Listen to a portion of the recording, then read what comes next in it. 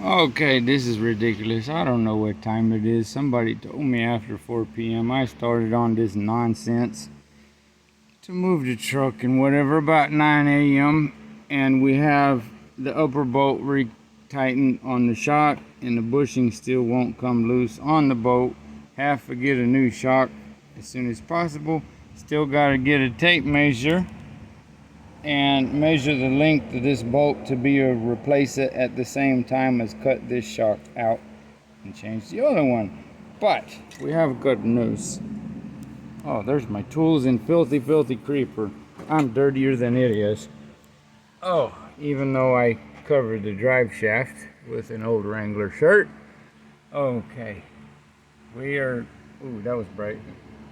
We are connected and bolted down tight. The shock has a little wiggle inside the metal bushing on the bolt where the bolt's a little wore. This torque arm is nice and tight now because of the bushings and the washers and everything through there. So we can keep on keeping on and hopefully also get some better bushings for when this here comes back apart. Then maybe we can repair it even better. But as it is, that was original parts on here other than this and this. So this truck has 2,200,000 and something thousand miles on it. This here is about 7 years old and the rubber bushings are still all right. It just got a little, see, no slack on this end. Little slack here and there on stuff, but this is what, 2,379 Peterbilt that I spend sometimes more time underneath than in the seat.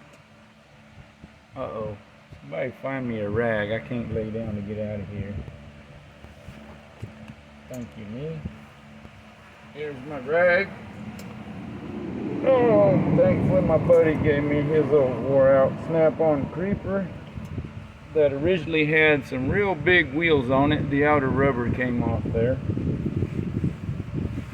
for dirt work because my Matco creeper is not meant for gravel by any means that I've had for over 20 years, and the cheap creepers certainly aren't meant to have handle gravel.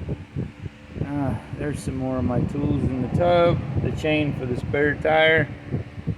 Can't lose my flashlight, I'll need that early in the morning. My Ingersoll on that 3/8 inch ear hose.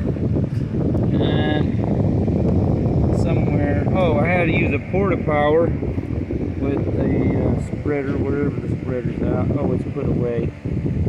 To try to push one of the bushings in that I had cut a little too long. It would not move, of course, so I just took it back out and cut it shorter with a grinder.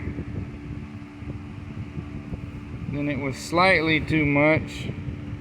We tried that porta power. That wouldn't do it, so I tried to beat on it a little bit. That wouldn't do it.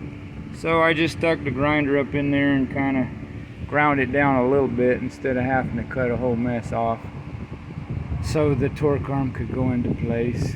Nice gravel, crushed limestone from Colorado Materials. Oh, so this, where's it at? The hole in the middle of this bushing was originally too big.